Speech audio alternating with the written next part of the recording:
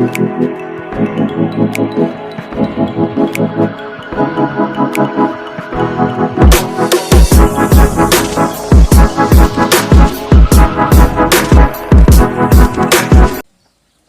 pembina upacara, pasukan diistirahatkan.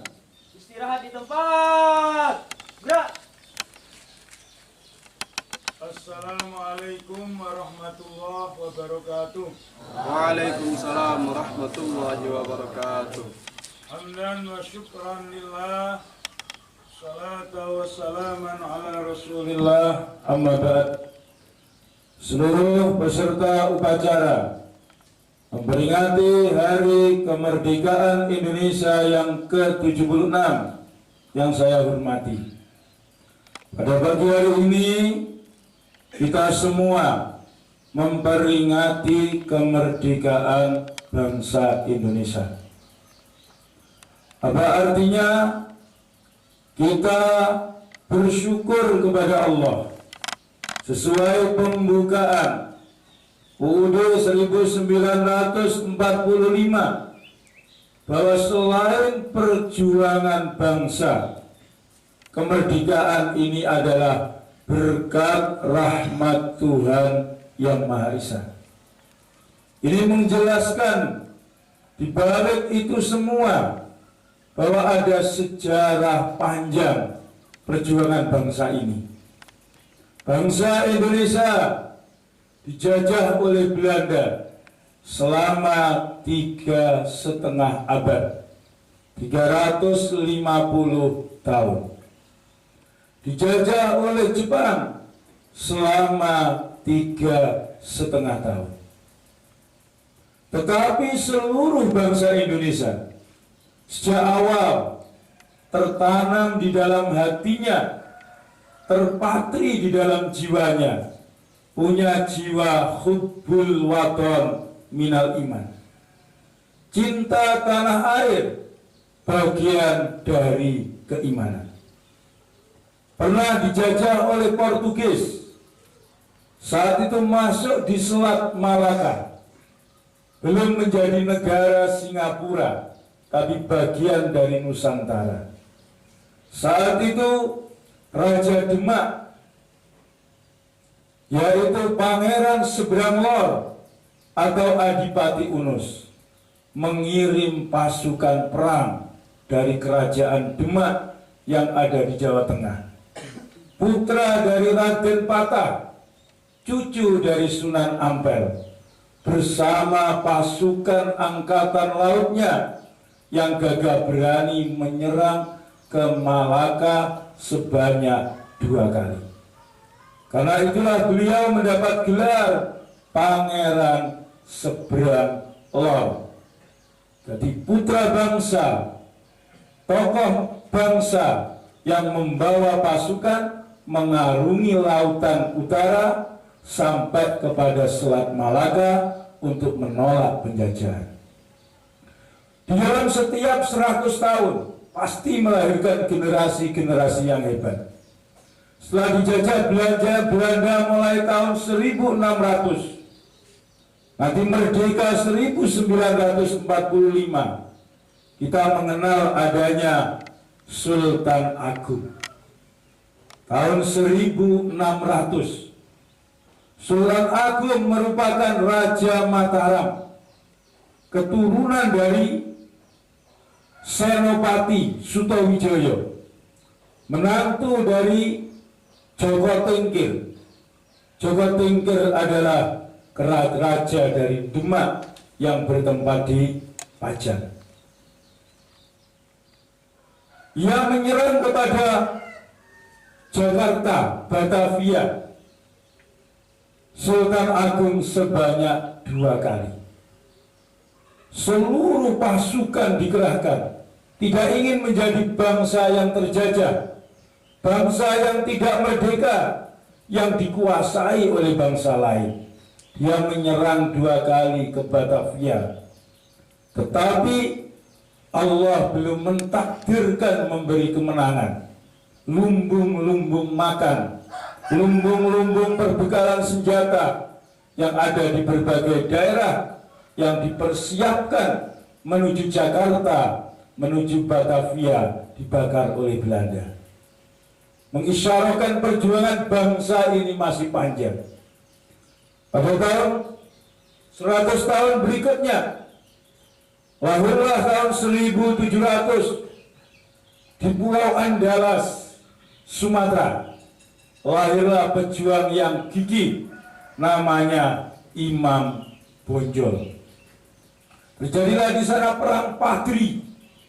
Orang-orang yang agama, yang kuat dalam memegang agama, mereka bersatu padu melawan penjajahan Belanda. Belum saatnya merdeka. Tahun 1825 sampai 1830 lahirlah pejuang-pejuang, pahlawan-pahlawan bangsa. Saat itu di tanah Jawa dipimpin oleh Pangeran Diponegoro yang bergelar Raja Mataram, namanya Abdul Hamid Sayyidin Panotogomo. Siapakah Pangeran Diponegoro itu?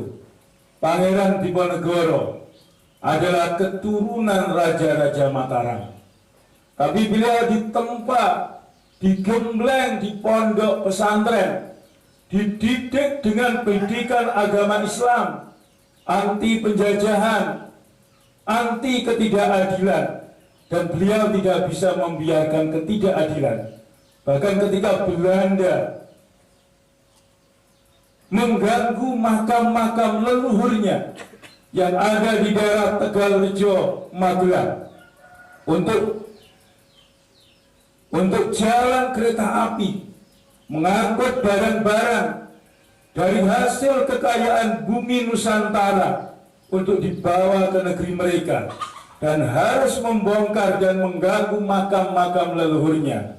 Maka saat itu seluruh bangsa Indonesia saat itu yang ada di Jawa Tengah, Magelang, Jogja, sekitarnya, beliau merupakan seorang mursyid Thariqah Qadiriyah wal Naqsabandiyah.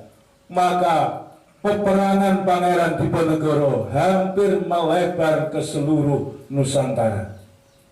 Murid beliau yang merupakan Ki Ageng Tirtayasa yang ada di Banten bersama istrinya, bahkan yang ada di Jawa Timur, semuanya bergerak melawan Belanda.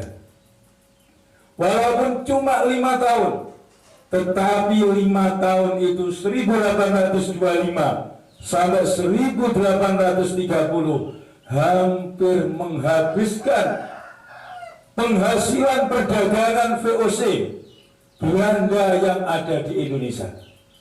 VOC mengalami kebangkrutan karena seluruh anak buahnya, seluruh komponen bangsa bergerak melawan penjajah Belanda.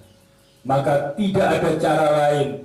Belanda melakukan perkara yang tidak terpuji, cara-cara yang tidak sesuai dengan nilai-nilai agama dan jiwa kesatria sebagai bangsa yang bermartabat. Akhirnya Pangeran Diponegoro diajak berunding, tapi ketika berunding itulah dengan harus melepaskan seluruh senjatanya, ditaruh di luar, maka Pangeran Diponegoro bersama panglimanya Pangeran Sentot Alibasa Sentot bersama penasehatnya Kiai Mojo, semua ditangkap oleh Belanda dengan cara-cara yang tidak kesatria, dan akhirnya Pangeran Diponegoro diasingkan ke ujung pandang, ke Sulawesi. Akhirnya beliau meninggal di sana dan dimakamkan di daerah ujung pandang. Tahun 1825 sampai 30, 100 tahun kemudian, tahun 1926 lahirlah pahlawan nasional, yaitu Mbah Yai Hasyim Asy'ari. Beliau setelah menempuh pendidikan keagamaan di Arab Saudi, yang saat itu Arab Saudi belum berfaham Wahabi. tetapi masih dalam kekuatan dalam pemerintahan daulat Bani, kedaulatan Turki Utsmani yang berfaham ahli sunnah wal jamaah. Banyak saat itu Indonesia belum dinamakan Indonesia, tetapi lebih masyhur dengan kata Al-Jawi, Nusantara. Banyak ulama-ulama Nusantara sebelum kemerdekaan mondok di Arab Saudi. Ada yang dari Sumatera, namanya Syekh Arsyad Al-Banjari. Ada yang dari Makassar, dari Bugis, namanya Syekh Abdus Somad Al-Palimbami. Ya, tapi asalnya dari sana. Syekh Abdus Somad Al-Palimbami, Al-Makassari, misalnya ngoten. Dari seluruhnya semua kumpul di sana. Kumpul di sana. Ada Syekh Khatib Al-Minangkabawi yang menjadi guru-guru ulama-ulama Nusantara kita. Gurunya Bayi Ahmad Dahlan, pendiri Muhammadiyah. Gurunya Bayi Hashim Asy'ari, pendiri Jam'iyah Nahdlatul Ulama. Jaringan-jaringan pesantren yang mencari ilmu di Arab Saudi, ketika mereka kembali ke tanah air, semua digerakkan sesuai doktrin hubbul waton minal iman. Maka mereka semua berjuang melawan penjajah Belanda. Penjajahan tidak harus dengan cara berperang, tapi dengan menguatkan civil society. Bagaimana masyarakat berdaya, bagaimana masyarakat lebih mengerti.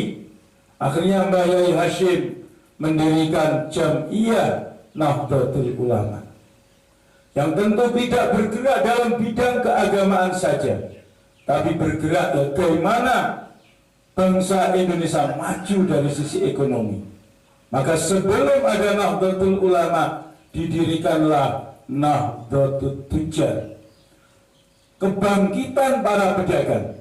Karena perjuangan tanpa dibarengi dengan pendanaan yang cukup, maka akan mengalami kegagalan. Sebelum itu juga didirikan Nahdlatul Wahdon, didirikan Taswirul Afkar. Jadi mengkonstruksi pemikiran-pemikiran generasi muda. Dilakukan satu membangun persepsi yang sama.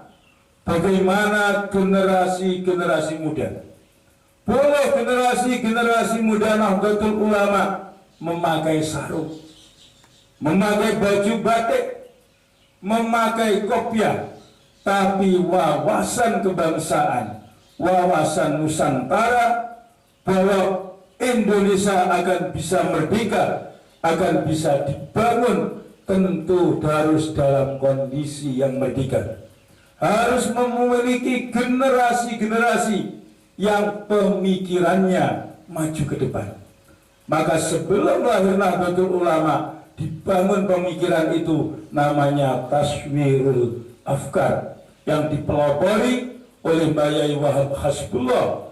Para generasi-generasi muda tiap malam, tiap hari melakukan kajian-kajian bagaimana menuju arah kemerdekaan, apa yang harus dilakukan setelah merdeka dan untuk mengisi kemerdekaan.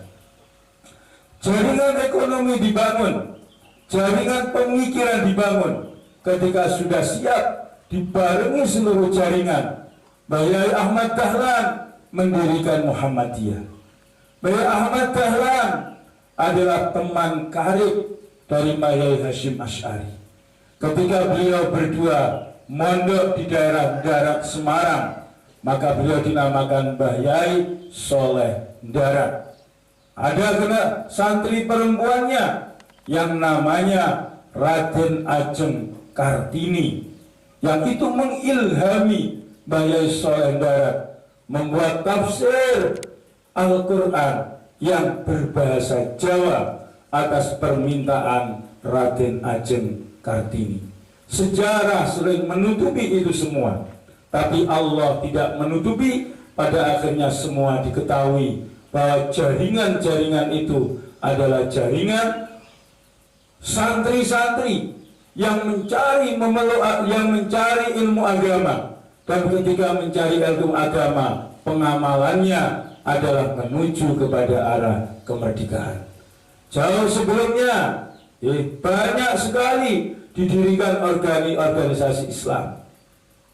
Ada dari para habaib dari kalangan keturunan Arab mendirikan Al-Irsyad, dari kalangan habaib mendirikan Jamiah Robitoh Alawiyah, dari jaringan nasionalisme mendirikan Budi Utomo dan lain sebagainya. Semua dalam rangka satu tujuan, sebagai proses menuju Indonesia merdeka. Para peserta upacara yang saya hormati, dengan dimerdekakannya Indonesia atas berkat rahmat Allah pada tanggal 17 Agustus 1945 di Jalan Pegangsaan Timur nomor 56 Jakarta. Itu pun ditentukan dengan musyawarah para ulama, dipilih dengan hari yang baik, dipilih hari Jumat. Itu mewakili dari kalangan Islam bahwa paling baiknya hari adalah hari Jumat. Jumatnya dipilih Jumuah Legi, mewakili unsur-unsur yang mengistimewakan hari Legi. Dan dipilih tahun 1945 yang artinya 19 Agustus 45 yang itu mengisyarahkan kepada pelaksanaan sholat 5 waktu. Para peserta upacara yang saya hormati, kesimpulannya, mari ketika para pahlawan sudah selesai dengan merebut kemerdekaan dari para penjajah, tanggung jawab kita semua bagaimana mengisi kemerdekaan ini dengan sesuatu yang berharga, yang menjadikan seluruh bangsa Indonesia ini bermartabat di hadapan bangsa-bangsa yang lain. Kita yang ada di pondok pesantren tidak boleh hanya enak-enak belaka. Kita dikasih sejarah dari leluhur-leluhur kita. Mereka dalam belajar luar biasa. Kiai Hasyim Asy'ari terkenal sebagai ulama hadis. Beliau hafal hadis Bukhari, hafal hadis Muslim, dan hadis-hadis yang lain. Akhirnya menjadi rujukan seluruh ulama-ulama yang saat itu, bahkan guru beliau Kiai Ahmad, Kiai Khalil Bangkalan, mengetahui kealimannya dalam bidang hadis, ikut mengaji ke Tebu Ireng dan mengaji kepada Kiai Hasyim Asy'ari. Semangat belajar terus harus dibangkitkan. Di pondok kita adalah masanya mencari ilmu, karena harkat martabat bangsa, ingin majunya bangsa adalah harus dibarengi dengan keilmuan. Banyak bangsa-bangsa yang penduduknya sedikit, tapi karena warga bangsanya memiliki keilmuan yang luar biasa, dia bisa berada di atas bangsa-bangsa yang lain. Kita semua di pondok pesantren tidak ada tugasnya yang lain, adalah tugas mencari ilmu. Persiapkan di pondok pesantren ini ilmu sebanyak-banyaknya sebelum panggilan pernikahan menjemput kita semua. Ya, sudah menikah ini, ya, menjemput kita semua. Mungkin menikah itu masih bisa belajar, tetapi tidak selonggar ketika masih belum menikah. Persiapkan di pondok pesantren untuk menguasai Quran hadis, harus tahu bacaannya, maca Quran yang benar, ngaji yang benar, tajwid yang benar, bila perlu dihafalkan. Tapi tidak hanya Al-Quran itu dibaca saja, tetapi harus dipahami artinya. membutuhkan ilmu nahwu dan shorof. Untuk menguasai nahwu dan shorof ada yang paling dasar. Yang kecil hafalkanlah jurumiyah, hafalkanlah tasrif istilahi.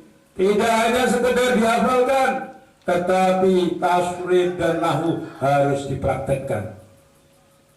Bangun, wujudkan, biasakan di kamar-kamar membaca kitab, dibarengi dengan nahwu sorofnya, dibarengi dengan murad yang baik. Kalau ada yang muskil, diteruskan dalam basul masailnya. Tidak cukup dengan nahwu sorof, harus dibuka syarah-syarahnya, kitab-kitab yang lain, sehingga pemahaman kita tidak menjadi pemahaman yang jumud, pemahaman yang stagnan, mandek, tetapi terus mengikuti perkembangan bangsa, sehingga kita bisa menyikapi ketika ada perkembangan yang terjadi. Mungkin itu yang bisa kami sampaikan. No pondok sing mumpeng, itu wujud cara mengisi kemerdekaan bangsa. Kalau ada santri ning pondok tidak mumpeng, berarti tidak paham dengan perjuangan para pahlawan bangsa. Kiai-kiai kita, sanak-sanak guru kita, banyak dulu ketika kemerdekaan tidak sempat belajar. Bayai Makhrus Ali Lirboyo, ketika perang penjajahan menghentikan proses belajar mengajar. Beliau harus memimpin pasukan Hizbullah, memimpin pasukan Hizbullah, anak-anak muda, pasukan Sabilillah. Para kiai-kiai ikut berperang, ngajinya berhenti dahulu. Agar itu diakui, akhirnya beliau menjadi penasihat Kodam 5 Brawijaya, karena beliaulah yang mendirikan Kodam 5 Brawijaya. Menjadi penasehat, diangkat jadi jenderal tidak mau, ngaji saja, karena ngaji itu juga bagian dari perjuangan bangsa. Lahirnya Hizbullah, lahirnya Sabilillah, dibentuk oleh Mbak Yai Hashim Asy'ari. Pak kiai-kiai gak mau berngaji karena harus berperang. Apa artinya mengaji kalau bangsa ini terjajah? Maka membentuk pasukan-pasukan para kiai, namanya Sabilillah. Santri-santri membentuk pasukan, namanya Hizbullah. Tetapi ketika Indonesia merdeka, para kiai menyarankan kembali ke barak. Baraknya santri adalah pondok. Di pondok belajar yang tekun, belajar yang bersungguh-sungguh, karena belajar bersungguh-sungguh itu adalah bagian dari perjuangan. Karena lahirnya generasi-generasi yang alim, generasi-generasi yang pandai, generasi-generasi yang cendekiawan, maka akan menjadikan bangsa ini bermartabat di hadapan bangsa yang lain. Ada kesalahannya, mohon maaf. Assalamualaikum warahmatullahi wabarakatuh.